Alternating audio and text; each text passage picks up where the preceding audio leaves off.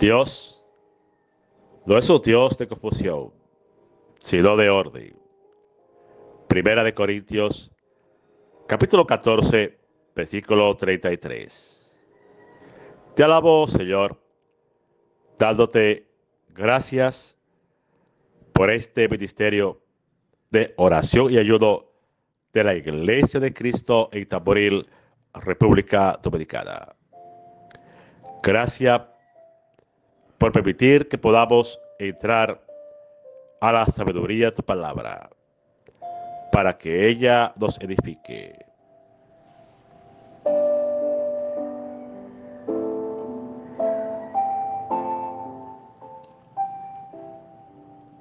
Aprendimos que el don de lengua es la facultad de hablar en forma sobrenatural un idioma. Aprendimos también que la palabra lengua en griego es la strop,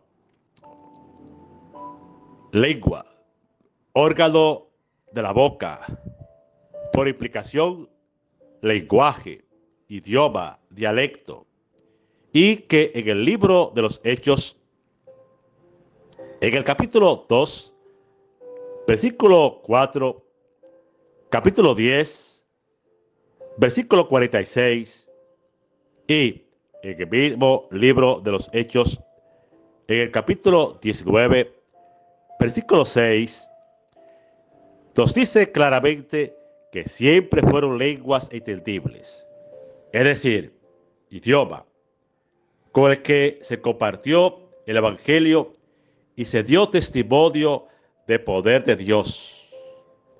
Nunca fueron balbuceos o palabras sin sentido, que solo confundirían a las personas y a la iglesia.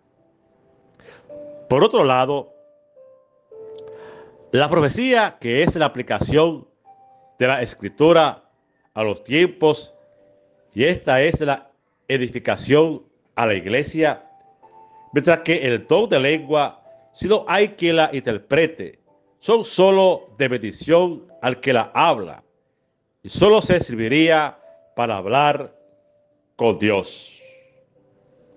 Pablo mostró que la profecía es mayor que las lenguas, y no habla de importancia porque ya aprendimos en el capítulo 12 de esta carta que no hay dones más importante que otro, sino que es mayor el que edifica a toda la iglesia, como podemos ver en la tabla y en los versículos anteriores. Pablo nos habla en la primera de Corintios, en el capítulo 14, y en los versículos 26, 27, 28. Hay pues, hermanos, cuando os reuní, cada uno de vosotros tiene salvo, tiene doctrina, tiene lengua, tiene revelación, tiene interpretación. Hágase todo para la edificación. Si habla alguno en lengua extraña, sea todo por dos, a lo más tres, y por turno, y uno que interprete. Y si no hay intérprete, calle en la iglesia y hable por sí mismo y para Dios. El énfasis en el versículo 26 es que todo lo que se haga en las reuniones de la iglesia sea para edificación, y que es el propósito de todos los dones dados por Dios a su pueblo, como ya se mostró claramente en los versículos 3 y 5. Pablo, dirigido por el Espíritu Santo, pone orden al uso de este don, diciendo que solo se usaría en las reuniones 2 a máximo 3 hermanos, y por turno, nunca los 3 o toda la iglesia al mismo tiempo, siempre y cuando hubiera un intérprete, o sea, alguien que pudiera entender lo que ese hermano está hablando con el don de lengua. Que, de lo contrario, no se puede usar en la congregación, sino solo de forma personal. Pablo nos sigue aclarando y en la misma carta, 1 de Corintios 14, 32 y 33, nos dice lo siguiente. Y los espíritus de los profetas están sujetos a los profetas, pues Dios no es un Dios de confusión, sino de paz. Pablo aclara aquí con mucho énfasis. Ningún profeta puede decir que al recibir la revelación pierde el control de sí mismo. Todo el que profetiza está en completo control de sus sentidos. Óigalo bien, hermano y hermana. Ningún profeta puede decir que al recibir la revelación pierde el control de sí mismo. Todo el que profetiza está en completo control de sus sentidos. Nadie puede decir que el Espíritu Santo prevalece sobre la voluntad del profeta, de tal manera que el profeta habla en contra de su voluntad. Por cierto, dice Pablo, Dios no es un Dios de desorden, sino de paz. Dios no causa confusión, porque espera que dentro del culto el profeta mantenga la compostura y se controle a sí mismo. Cuando alguien te dice que ha sido poseído o que la iglesia ha sido poseída por el Espíritu por encima del don profético, realmente no te está hablando bíblicamente. Porque nunca ni el Espíritu ni el don de profecía van a crear en la iglesia un estado de tal confusión que nadie se pueda entender y que, al contrario de salir edificado, saldrían con más laguna, con mayor confusión y con un gran desánimo en la fe. Pablo nos sigue hablando en la 1 de Corintios 14, 33 y 35. Como en todas las iglesias de los santos, nuestras mujeres callen en las congregaciones, porque no les es permitido hablar, sino que estén sujetas, como también lo dice la ley. Y si quieren aprender algo, pregunten en casa a sus maridos, porque es indecoroso que una mujer hable en la congregación. Y aquí quiero abrir un enorme paréntesis para hacer la siguiente aclaración en este versículo que es tomado muchas veces de contexto y utilizado por muchos varones para sujetar y maltratar a las mujeres en las congregaciones. Cuando Pablo manda que callen, no emite un mandamiento absoluto en cuanto a hablar durante las reuniones. Esto podría contradecir lo que dijo anteriormente en 1 de Corintios capítulo 11 versículo 5, donde habló de las mujeres que oran y profetizan en el culto de adoración.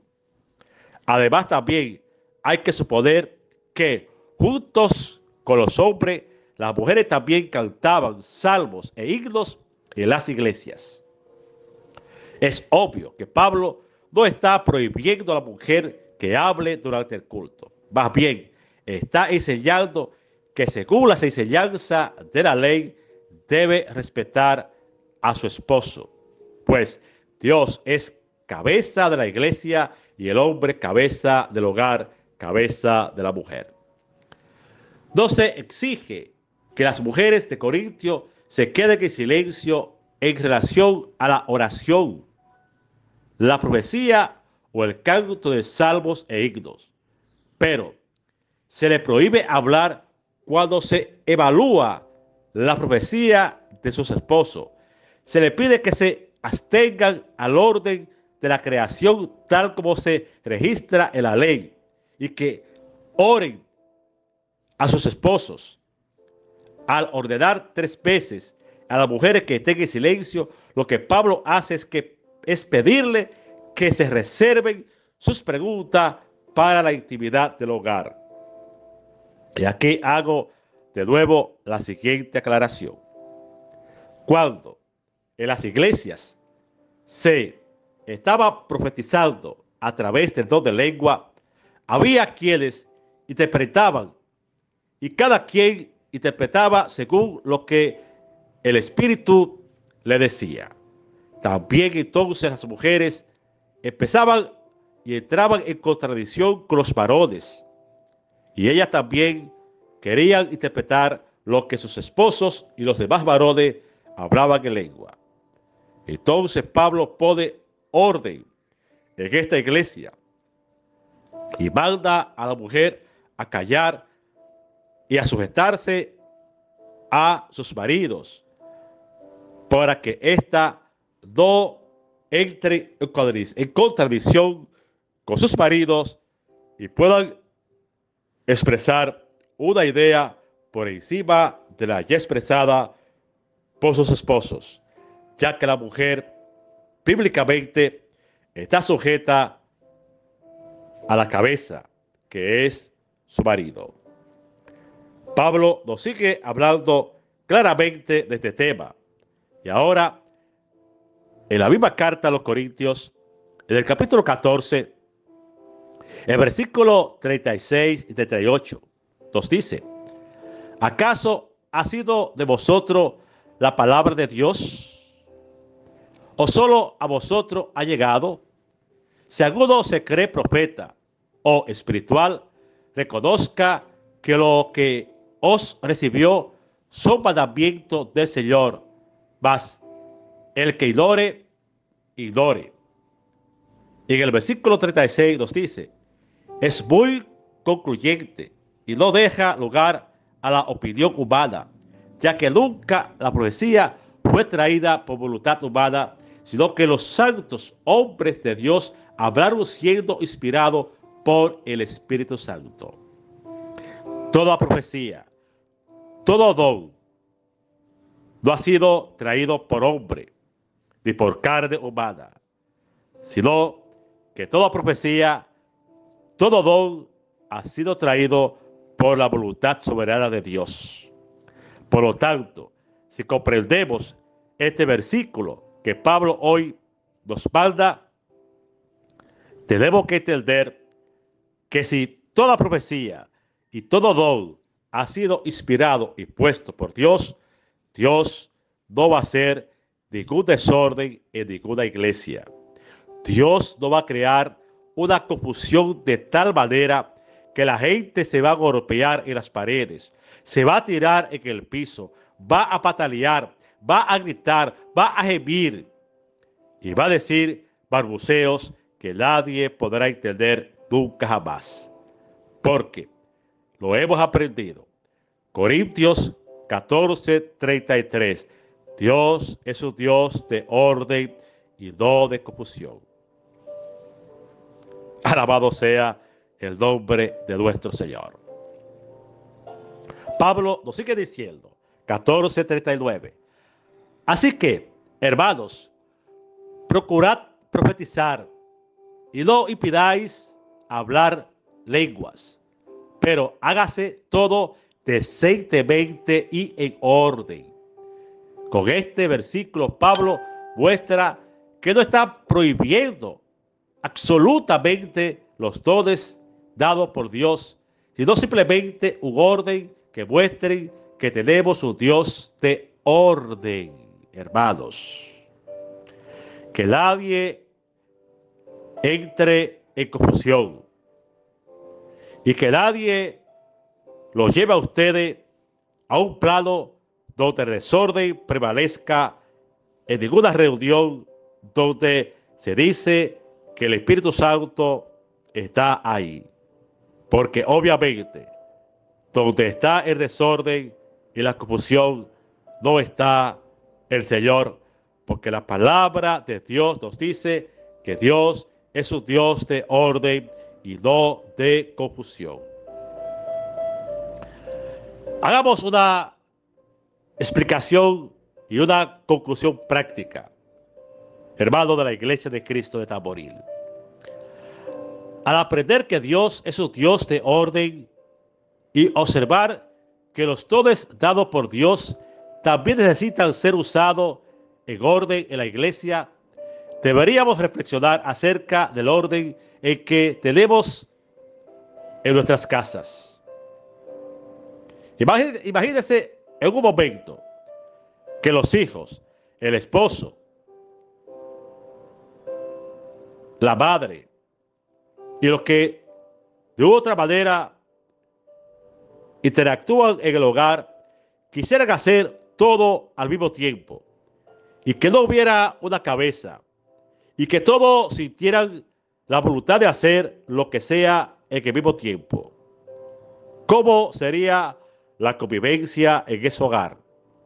Asimismo, tenemos que aplicar este ejemplo en la iglesia. Todo don espiritual debe ser manifestado bajo un orden, como Dios así lo ha establecido. ¿En orden o en desorden? ¿Cómo queremos vivir? ¿Cómo queremos edificar a los que llegan nuevos en la fe? ¿A través del desorden o a través del orden que edifica?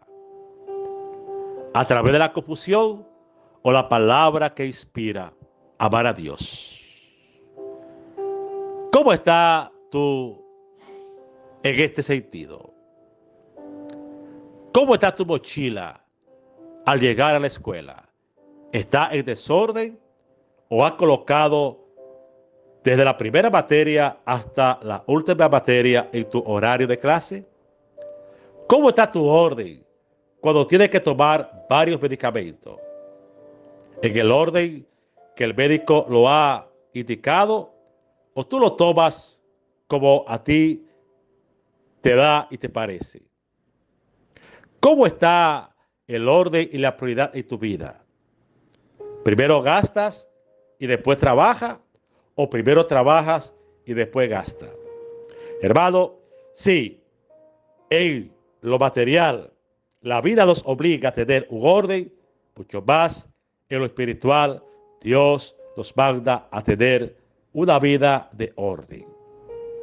No deberíamos llegar a una iglesia donde la regla sea lo contrario. Por eso te invito a que busque en la palabra de Dios la sana doctrina, la cual está consagrada en las cartas apostólicas. No le crea a este humilde servidor, siervo inútil soy, así como Pablo lo dijo, sino que te he puesto citas bíblicas. Te he llevado a la fuente de la sabiduría. Hermano, todo lo que en una iglesia se pueda hacer, tiene que ser en el orden que Dios así lo ha establecido. Porque la iglesia es su iglesia, comprada a precio de su sangre.